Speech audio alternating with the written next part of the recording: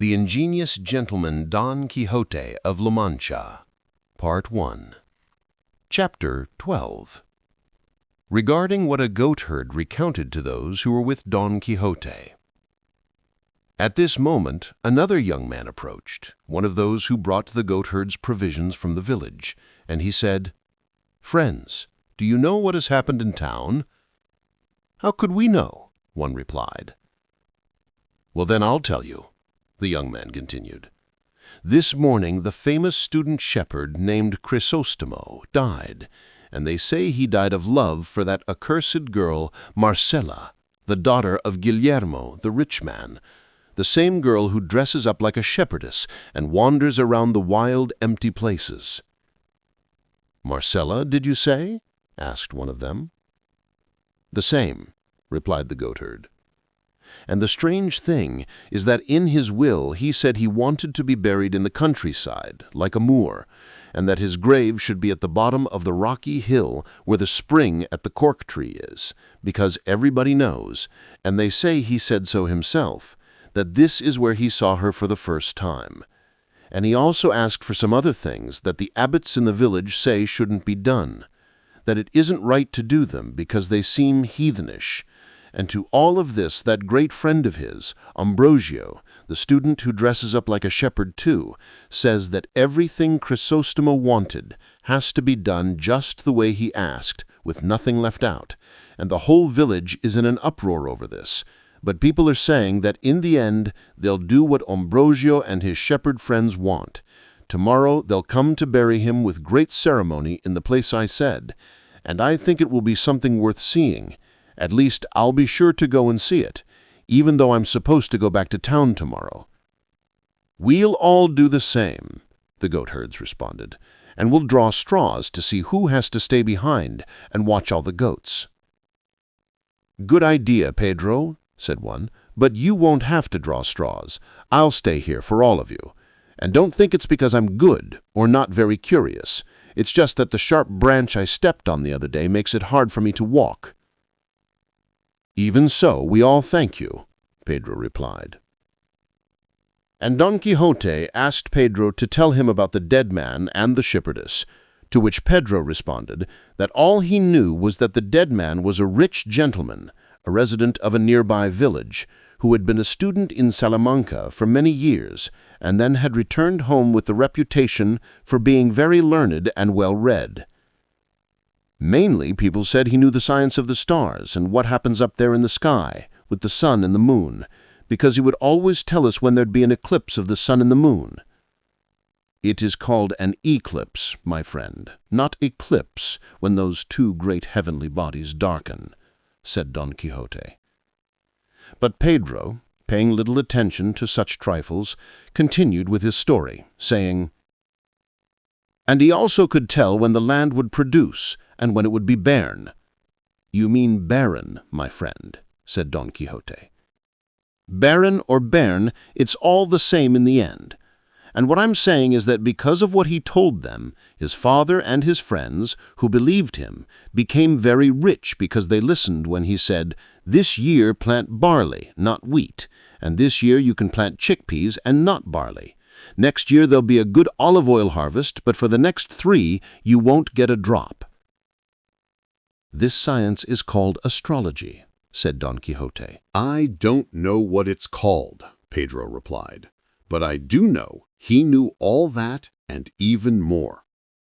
Finally, not many months after he came home from Salamanca, he suddenly appeared one day dressed like a shepherd, with a staff and sheepskin jacket instead of the long gown he wore as a scholar, and a close friend of his named Ambrosio, who had studied with him in Salamanca, dressed up like a shepherd too.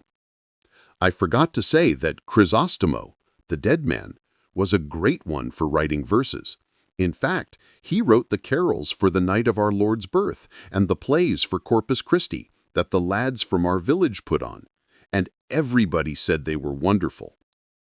When the people in the village saw the 2 scholars suddenly dressed like shepherds, they were really surprised and couldn't guess the reason why they'd made so odd a change.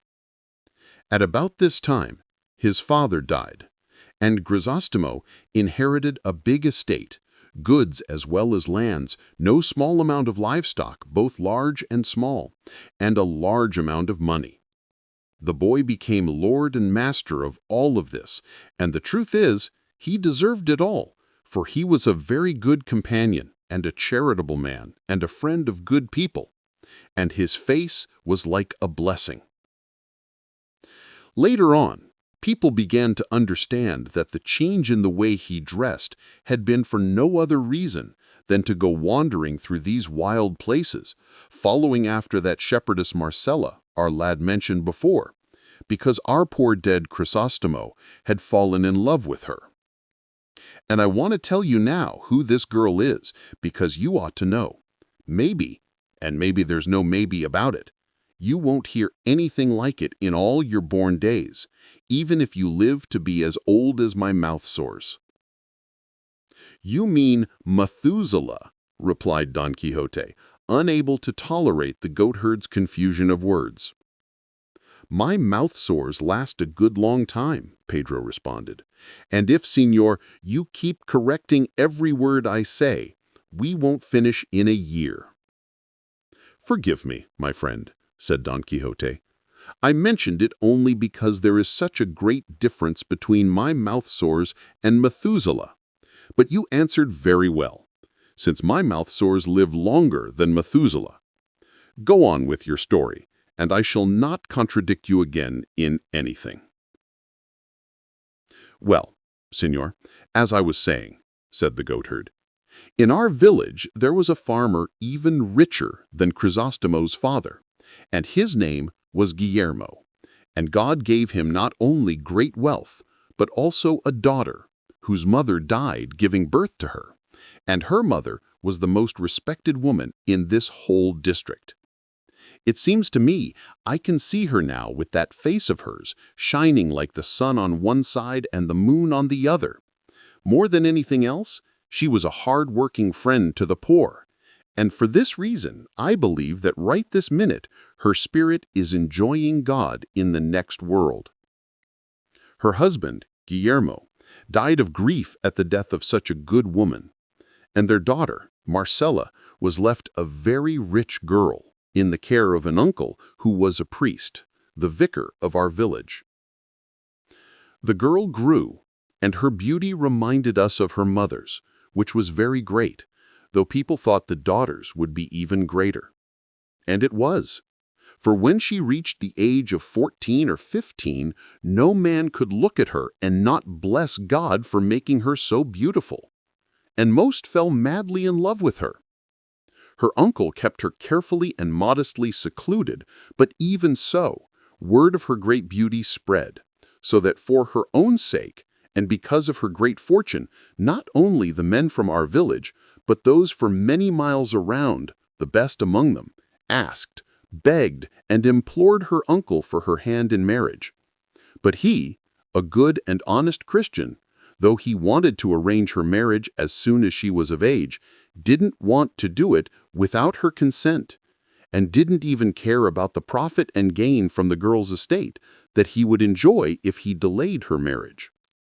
And by my faith, there was many a gossip in the village that said this in praise of the good priest. For I want you to know, Señor Knight, that in these small hamlets people talk and gossip about everything, and you can be sure, as I am, that a priest must be better than good if his parishioners have to speak well of him, especially in a village. That is true, said Don Quixote, and please continue. The story is very good, and you, my good Pedro, tell it with a good deal of grace. May God's grace be with me, that's the one that matters. As for the rest, you should know that even though the uncle suggested names to his niece and told her the qualities of each of the many suitors begging for her hand, and asked her to choose and marry a man she liked, she never said anything except that she didn't want to marry just then, and since she was so young, she didn't feel able to bear the burdens of matrimony. Hearing these excuses, which seemed so reasonable, the uncle stopped asking and waited for her to get a little older when she would be able to choose a husband she liked. because he said, and rightly so, that parents shouldn't force their children into marriage against their will. But then one day, to everybody's surprise, the finicky Marcella appeared dressed like a shepherdess, and paying no attention to her uncle or to all the villagers who warned her not to do it, she started to go out to the countryside with the other shepherdesses and to watch over her own flock. And as soon as she appeared in public and her beauty was seen in the open, I can't tell you how many rich young men, noblemen, and farmers began to dress up like Grisostomo and to court her in these fields. One of them, as I've said, was our dead man, who people said had stopped loving her and begun to worship her. And don't think that just because Marcella took on the liberty of a life that's so free, with so little seclusion, or none at all, she gave any sign or suggestion that would damage her modesty and virtue. Instead, she watches over her honor with so much vigilance that of all the men who woo and court her, not one has boasted or could truthfully claim that she's given him any hope of achieving his desire. For though she doesn't run or avoid the company and conversation of the shepherds, and treats them with courtesy and friendship, if any of them reveals his desire to her, even one as honest and holy as matrimony, she hurls it away from her like a stone in a catapult. And by living this way, she does more harm in this land than the plague, because her affability and beauty attract the hearts of those who try to woo and love her, but her disdain and reproaches drive them to despair, so that they don't know what to say about her, except to call her cruel and ungrateful, and other names that plainly show the nature of her disposition. And if you spent one day here, Signor, you'd hear these mountains and valleys echoing with the lamentations of the disappointed men who follow her. Since everything I've told you is the absolute truth, I take it for granted that what our lad said about what people were saying about the reason for Grisostomo's death is also true. And so my advice, Signor, is that tomorrow you be sure to attend his burial, which will be something worth seeing, because Grisostomo has a lot of friends, and it's no more than half a league from here to the place where he wanted to be buried. I shall be certain to, said Don Quixote, and I thank you for the pleasure you have given me with the narration of so delightful a story. Oh, replied the goatherd, I still don't know the half of what's happened to the lovers of Marcella, but it may be that tomorrow we'll meet some shepherds on the way who'll tell us about them. For now, it would be a good idea if you slept under a roof, because the night air might hurt your wound, though the medicine you've put on it is so good there's no reason to fear any trouble. Sancho Panza, who by this time was cursing the goatherd's endless talk, also asked his master to go into Pedro's hut to sleep.